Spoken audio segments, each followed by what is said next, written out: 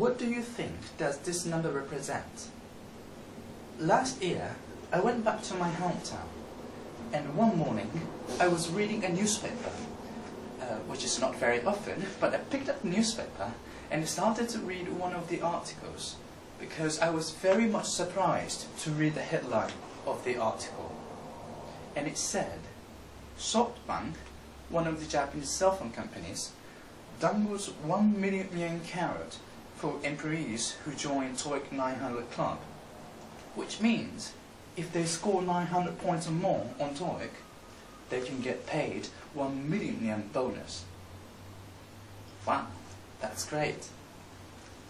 With the rise of globalization, more and more Japanese companies are becoming international and promote the use of English even among the Japanese people at the expense of their native language.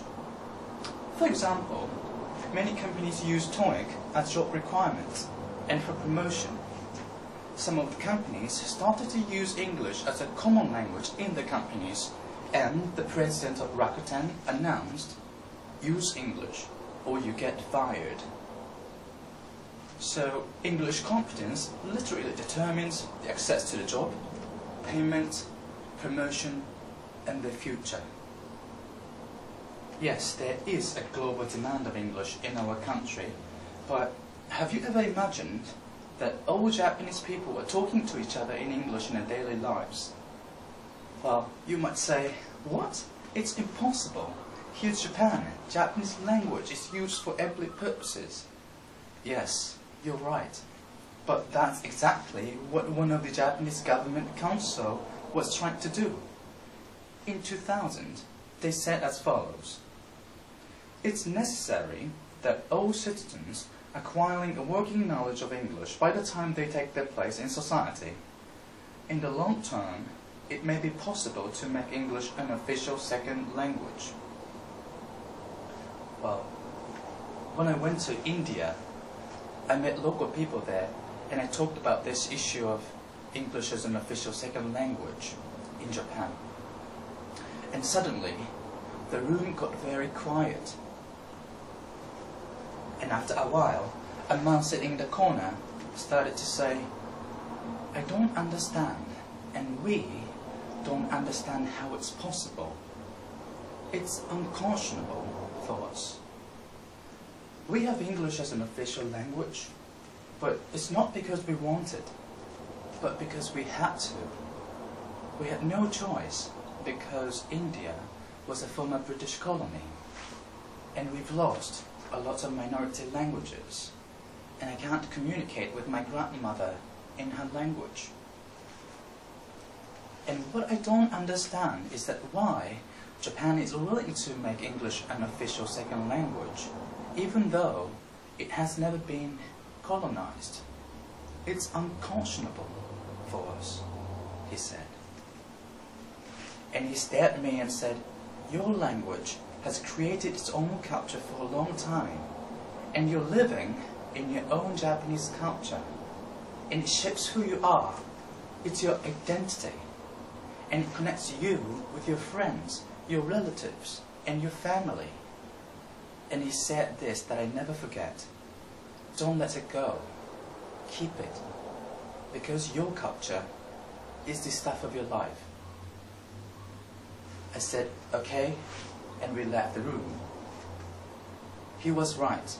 A lot of minority languages are dying with the spread of English. Surprisingly, a language dies somewhere in the world every 14 days. A language dies every 2 weeks. Not exclusively, but partly because of the spread of English. And losing language also means to lose its culture. So it might be a matter of time before we lose Japanese language and culture and becomes more like the United States, if you like.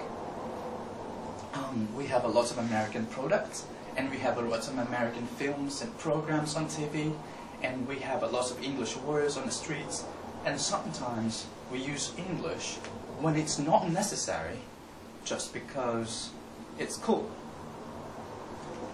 This ideology of English are changing our values, behaviors, and cultures into American ones, and we are being self-colonized. But I don't want it to go that way, because as one of my friends in India said, our culture is the stuff of our life. So we're living in a country where two conflicting feelings remain unresolved. That is a feeling that we know that there's a global demand of English in our country, and we have to acquire it to keep up with globalization. But on the other hand, we want to adhere to our own indigenous language and culture.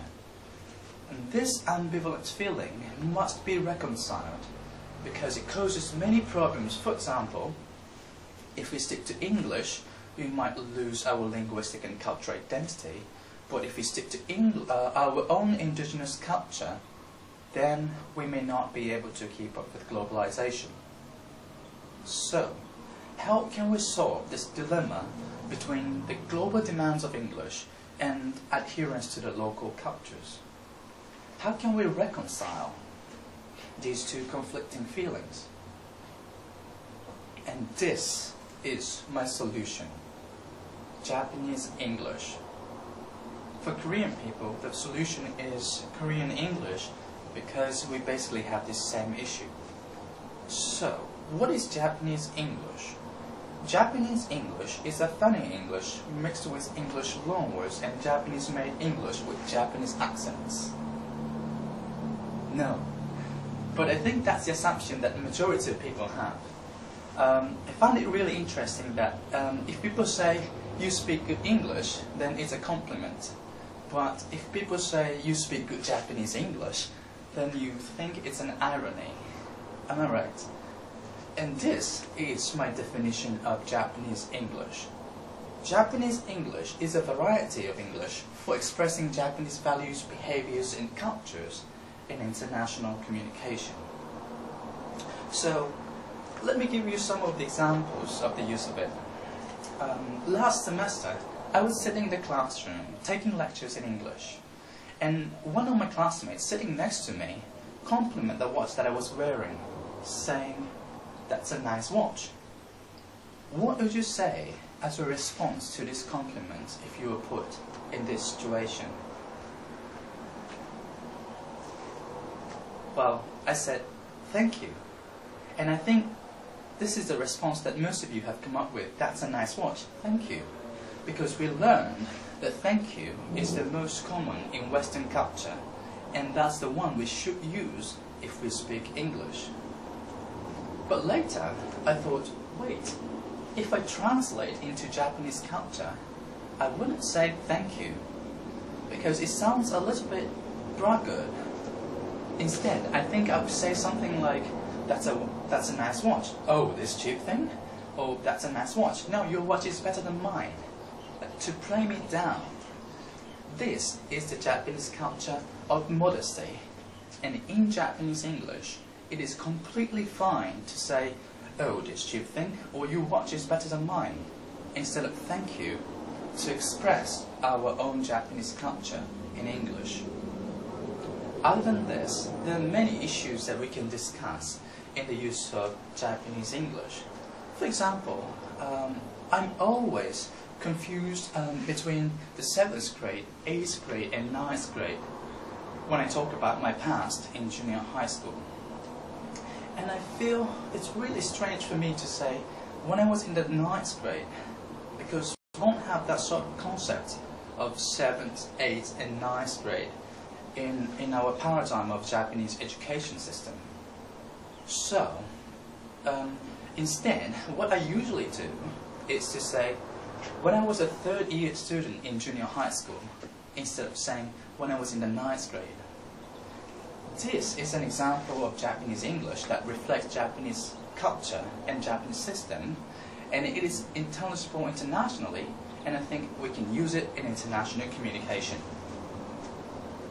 Another issue is, for example, why do we have to call each other by their first name instead of their family name when we speak English? We usually say our family name in Japanese culture, so it's psychologically painful for me And it's also considered to be rude if I call someone who is older than I just by their first name. In Japanese English, it's completely fine to call each other by their family name because it can show the Japanese culture of seniority. And other than that, there are many situations that we follow the Western culture norm without knowing it, just because we speak English at the expense of our Japanese culture. And that's why I believe we can and we should think and talk about Japanese English for expressing Japanese values, behaviors, and cultures. But I can hear people say, well, you know what you're saying, but nevertheless, we should use American English because it's a standard English. But if you look at the population speaking native varieties of English, you will notice that they're not the majority, they're quite the minority. With the spread of English, more than 80% of English users are non-native speakers. That's one of the reasons why English is an international language. People learn English not only because they have to communicate with native speakers, but mainly because they have to communicate with other non-native speakers in English. So in that sense, English was detached or denationalized from the Anglo-American culture, and it was also embedded or renationalized into the culture in which English is used for any English users, regardless of native speakers or non-native speakers, to express their own indigenous cultures. If you look at the world, there are many varieties of English used, such as Singaporean English, Malaysian English, Indian English, Chinese English, and all sorts of Englishes. And I read one of the researchers in Korea has been working on Korean English. And I think it's a time for us to work on Japanese English. By doing so, we get a lot of advantages.